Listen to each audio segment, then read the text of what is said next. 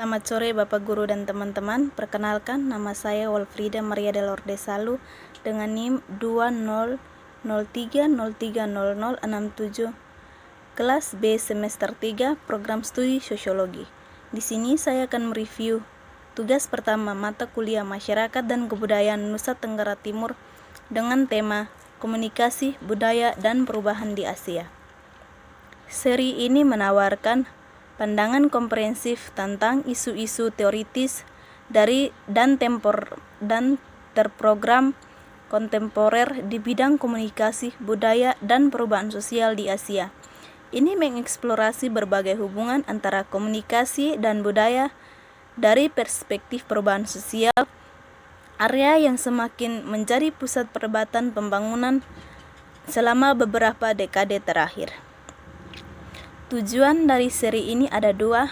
Yang pertama, untuk menunjukkan peningkatan kekayaan dan keserbagunaan komunikasi, penelitian, dan praktik kebudayaan dari perubahan sosial, dan untuk membuat panggilan untuk mengadaptasi dan menerapkan perspektif yang lebih komprehensif tentang komunikasi atau budaya untuk pembangunan dan perubahan sosial dengan fokus pada pelokalan globalisasi di kawasan Asia. Seri ini menanamkan kontribusi dari para cendekiawan dan praktisi yang dihormati di bidang yang menangani dari pembangunan global atau lokal saat ini. Kontribusi tersebut mengusulkan pemahaman tentang komunikasi dan budaya sebagai tindakan kreatif untuk mengatasi kesenjangan sosial dan tantangan pembangunan. Sejarah dari awal komunikasi pembangunan atau nama lain yang lebih disukai, misalnya DEFCOM, Komdev, C4D, komunikasi dalam untuk pembangunan, komunikasi untuk perubahan sosial atau berkelanjutan, komunikasi untuk pembangunan dan perubahan sosial, komunikasi dan pendidikan untuk pembangunan atau pengetahuan atau manajemen untuk pengembangan didokumentasikan dengan baik. Catatan sejarah ini telah didominasi dengan membingkai perkembangan dalam 3 paradigma. Yang pertama, paradigma modernisasi, paradigma ketergantungan, dan paradigma multiplisitas atau partisipatif sebagai keturunan logis dari dorongan untuk mengembangkan dunia setelah penjajahan dan Perang Dunia Kedua. Barat menganggap pengembangan sebagai kewajiban internasional awal dari layanan sipil internasional yang luas dan awal dari upaya berkelanjutan untuk menemukan cara mempromosikan kesejahteraan manusia di bumi secara keseluruhan. Menurut Manyozo, syarat komunikasi pembangunan pertama kali diciptakan pada tahun 1971 oleh Profesor Nora C. Quebral. Mendefinisikan lapangan sebagai seni dan ilmu komunikasi manusia yang diterapkan pada transformasi cepat suatu negara dan masyarakatnya dari kemiskinan ke keadaan pertumbuhan ekonomi yang dinamis yang memungkinkan kesetaraan sosial yang lebih besar dan pemenuhan yang lebih besar dari potensi manusia. Kategori ini didasarkan pada strategi komunikasi yang terencana, sistematis, dan strategis. Apakah komunikasi pemerintah atau komunikasi rakyat? Kita mulai dengan premis yang tak terbantahkan bahwa semua manusia memiliki hak untuk berusaha memperluas batas dalam dan luar kemampuan mereka sepenuhnya.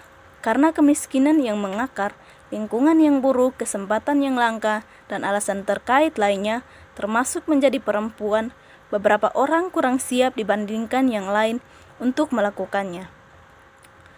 Mereka sebagian besar adalah penduduk pedesaan yang terdiri dari sekitar 3/4 dari populasi negara manapun yang dikenal sebagai negara berkembang, lebih dari 900 juta orang miskin berada di kawasan Asia Pasifik.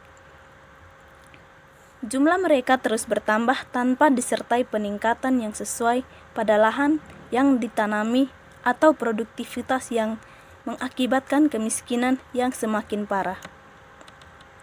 Bagi mereka yang sering membatasi komunikasi pembangunan dengan pemerintah, pertanyaan yang paling relevan untuk dipertimbangkan adalah apa atau siapa pemerintah itu. Mesin politik suatu negara adalah pemerintah, tapi begitu juga layanannya, penyuluhan pertaniannya. Menjadi pemerintah tidak otomatis menjadi politik, dan para libertarian yang secara luas mendakwa komunikasi pembangunan karena digunakan oleh lembaga-lembaga pemerintah seperti yang telah disebutkan ahli logika yang buruk. Perdebatan sepanjang kasus karir saya adalah bahwa media rakyat yang digunakan baik di lingkungan pedesaan tradisional mereka atau disesuaikan dengan media massa mampu membawa kesadaran sosial tentang rencana pembangunan nasional.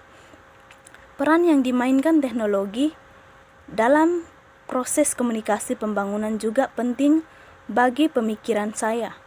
Sejak awal kemunculannya di Filipina pada tahun 1960-an, komunikasi pembangunan menggunakan buku komik untuk menyampaikan pesan perubahan sosial. Komik menawarkan banyak atribut yang berguna untuk komunikasi yang meningkatkan kesadaran nasional. Sejarah studi komunikasi sebagai bidang independen masih jauh dari selesai karena sulit untuk mendefinisikan tanggal untuk permulaan untuk menjelaskan apakah itu berkembang lebih secara kebetulan daripada dengan desain.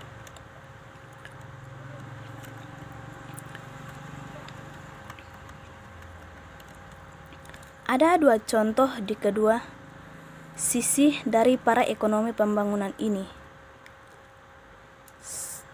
Tetapi peristiwa yang sangat baru menunjukkan bahwa Kosterly mungkin memiliki kasus yang lebih baik.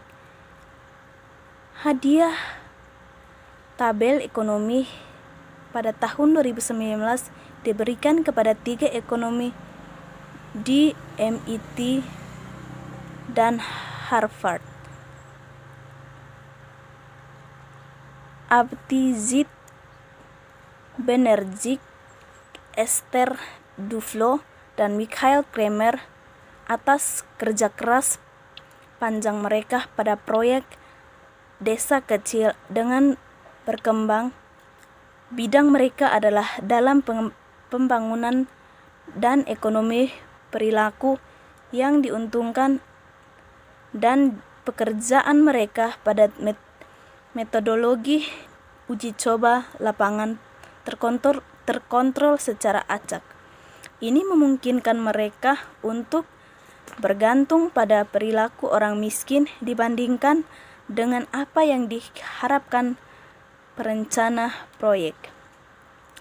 Bidang studi komunikasi telah berkembang dengan perluasan komunikasi, teknologi komunikasi, dan film, radio dan televisi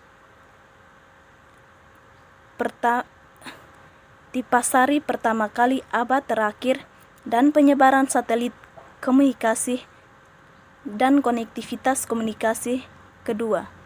Tapi itu adalah awal dari komunikasi digital, internet dan penyebaran konektivitas pribadi dan sosial, bahwa dunia nyata masyarakat saat ini telah berkembang dengan semua masalah yang menyertainya. Disinilah komunikasi untuk pembangunan dan perubahan dapat memiliki peran dalam membedakan bagaimana keahlian lokal dalam komunikasi dapat diterapkan pada masalah lokal baik melalui penerapan teknologi yang ada.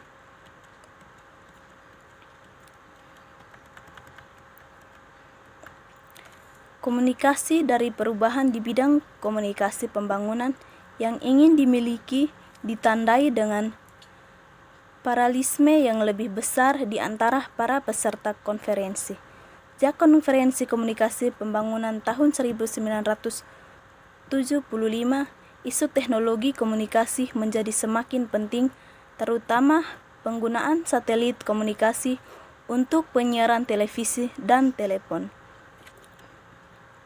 Proses komunikasi partisipasi bukanlah obat mujara pembangunan. Secara tradisional, sulit untuk menemukan artikel inovatif tentang tema komunikasi pembangunan atau komunikasi untuk perubahan sosial. Di antara perhatian SDGs adalah kesehatan gender dan pemberdayaan, pendidikan lingkungan, perdamaian dan pemerintahan. Alih-alih berfokus pada elemen spesifik dari proses komunikasi.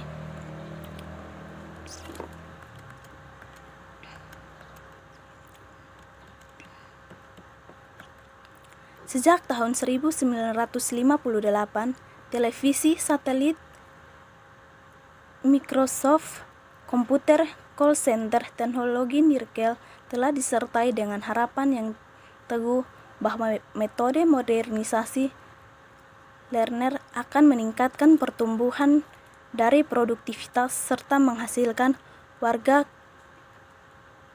kesempatan modern.